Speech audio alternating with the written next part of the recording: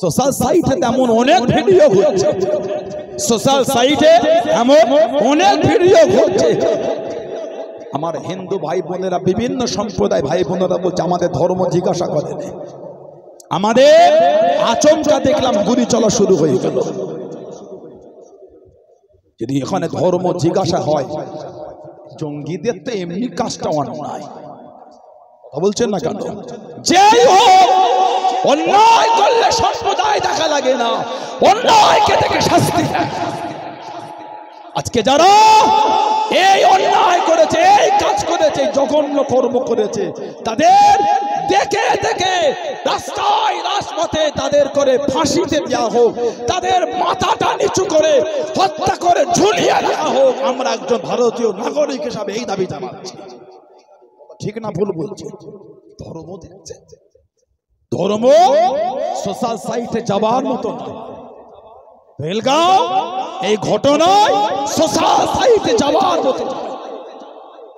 কেউ কেউ লেখে সব মুসলমান জঙ্গি নয়, কিন্তু সব জঙ্গি মুসলমান।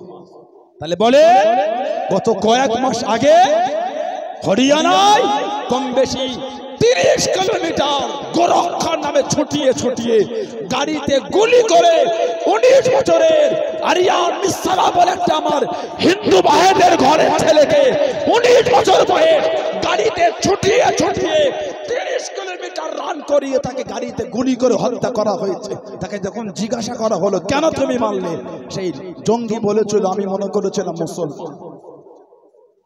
এই যে বললেন সব মুসলমান জঙ্গি নয়, সব জঙ্গি মুসলমান। তাহলে বলে এই আরিয়ান মিশ্রাকে গোরক্ষার নামে যারা হত্যা করেছে, গুলি করেছে, তারা তো মুসলমান। সমাজে একটা প্রোপাগান্ডা চলছে কোরআন শরীফের নামে মিথ্যা। কি কোরআন শরীফে নাকি আল্লাহ পাক হুকুম দিয়েছেন অন্য সম্প্রদায়ের লোকেদের ধরে ধরে মারো। নাউজুবিল্লাহ বলে, আস্তাগফিরুল্লাহ বলে। হাদিস শরীফে আবু দাউদ শরীফে riwayat আছে, আমার নবী বলে যে ব্যক্তি একটা অন্য সম্প্রদায়ের ব্যক্তিকে কষ্ট দেবে, অন্যায়ভাবে দুঃখ দেবে, তার মাল আত্মসাৎ করে নেবে, আমি নবী ওই কিয়ামতের ময়দানে আল্লাহর আদালতে ওই অমুসলিমের পক্ষ নিয়ে মুসলিমের বিরুদ্ধে আল্লাহর আদালতে বিচার দেব। যদি কোনো মুসলমান অমুসলিমের অন্যায়ভাবে দুঃখ দেয়, তার মালকে ছিনিয়ে নেয়, আমার নবী বলে আমি নবী কিয়ামতে অমুসলিমের পক্ষ নিয়ে মুসলিমের বিরুদ্ধে আল্লাহর আদালতে বিচার দেব। এই কোরআন শরীফ কোনোদিন অন্য সম্প্রদায়ের লোককে হত্যা করার হুকুম দেয় না। কেন মিথ্যা কথা? গতকালকে কাশ্মীরে যেটা হয়েছে খুবই দুঃখজনক ঘটনা। আমার দেশের ইতিহাসে একটা লজ্জাজনক ঘটনা হয়ে গেল, খুব বেদনাদায়ক একটা ঘটনা। ঠিক না ভুল বলছি বলে? গতকাল কাশ্মীরে যে ঘটনাটা ঘটেছে, কিছু আমার হিন্দু ভাই বোনেদের করে, মুসলিম ভাই বোনেদের করে, বিভিন্ন সম্প্রদায় ভাই বোনেদের করে, যেভাবে সেখানে যেভাবে হত্যা করা হয়েছে, যেভাবে সেখানে খুন করা হয়েছে, এই দুঃখ এই কষ্ট বলার মতো না। ঠিক না ভুল বলছি? আজকে দেখছি মিডিয়ায় এই ঘটনাকে কেন্দ্র করে ধর্মের রং লাগাচ্ছে। কে বলছে কাপড় খুলে পরীক্ষা করেছে হিন্দু না মুসলমান, কে বলছে জিজ্ঞাসা করেছে বল তুই হিন্দু না মুসলমান, কে বলছে কলেমা পড়। কই আমরা তো এমন একটা ভিডিও পেলাম না। সোশ্যাল সাইটে এমন অনেক ভিডিও ঘুরছে, সোশ্যাল সাইটে এমন অনেক ভিডিও ঘুরছে। আমার হিন্দু ভাই বোনেরা, বিভিন্ন সম্প্রদায় ভাই বোনেরা বলছে আমাদের ধর্ম জিজ্ঞাসা করে। আমাদের আচমকা দেখলাম গুলি চলা শুরু হয়ে গেল। যদি এখানে ধর্ম জিজ্ঞাসা হয়, জঙ্গিদের তো এমনি কাজটা অন্যায়, কথা বলছেন না কেন? যেই হোক, অন্যায় করলে সম্প্রদায় দেখা লাগে না, অন্যায়কে থেকে শাস্তি। আজকে যারা এই অন্যায় করেছে, এই কাজ করেছে, জঘন্য কর্ম করেছে, তাদের দেখে দেখে রাস্তায় রাজপথে তাদের করে ফাঁসিতে দেওয়া হোক, তাদের মাথাটা নিচু করে হত্যা করে ঝুলিয়ে দেওয়া হোক। আমরা একজন ভারতীয় নাগরিক হিসাবে এই দাবি জানাচ্ছি। ঠিক না ভুল বলছি? ধর্ম দেখছে, ধর্ম সোশ্যাল সাইটে যাবার মতো না। বেলগাঁও এই ঘটনায় সোশ্যাল সাইটে যাওয়ার মতো। কেউ কেউ লেখে সব মুসলমান জঙ্গি নয়, কিন্তু সব জঙ্গি মুসলমান। তাহলে বলে গত কয়েক মাস আগে হরিয়ানায় কম বেশি 30 কিলোমিটার গোরক্ষার নামে ছুটিয়ে ছুটিয়ে গাড়িতে গুলি করে 19 বছরের আরিয়ান মিশ্রা বলে একটা আমার হিন্দু ভাইদের ঘরের ছেলেকে 19 বছর বয়স গাড়িতে ছুটিয়ে ছুটিয়ে 30 কিলোমিটার রান করিয়ে তাকে গাড়িতে গুলি করে হত্যা করা হয়েছে। তাকে যখন জিজ্ঞাসা করা হলো কেন তুমি মারলে, সেই জঙ্গি বলেছিল আমি মনে করেছিলাম মুসলমান। এই যে বললেন সব মুসলমান জঙ্গি নয়, সব জঙ্গি মুসলমান। তাহলে বলে এই আরিয়ান মিশ্রাকে গোরক্ষার নামে যারা হত্যা করেছে গুলি করেছে তারা তো মুসলমান নয়। বেশি পুরাতন কথা বলছি না। কদিন আগে আমরা দেখেছি ভারতের জিআরপিএফ এর নামে একজন নোংরা ট্রেনের মধ্যে দাঁড়িয়েওয়ালা মুসলমান দেখে দেখে গুলি করে 3 জনকে হত্যা করেছিল।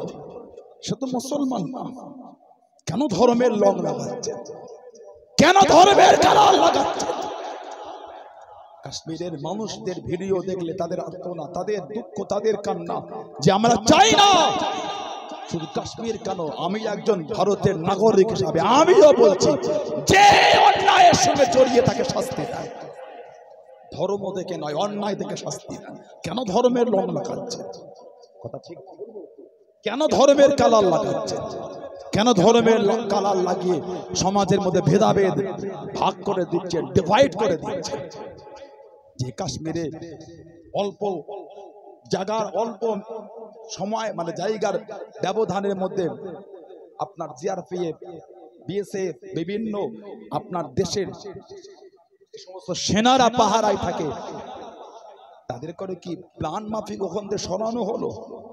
তারা ওখানে তখন প্রেজেন্ট ছিলেন না কেন? দেখলাম আচমকা ফায়ারিং হচ্ছে। কি দুঃখ বলেন তো এগুলি আমাদের, কি কষ্ট বলেন তো। এক শ্রেণীর মানুষ এটাকে যেভাবে সোশ্যাল সাইটে প্রচার করছে, কেন এগুলি করেন? কি মানে এগুলো করে? মানুষ কাছে এটা কি আপনার কাছে দুঃখ নয়? আপনি ধর্ম লাগিয়ে দিচ্ছেন। খালি মুসলমান মনে না বলছেন।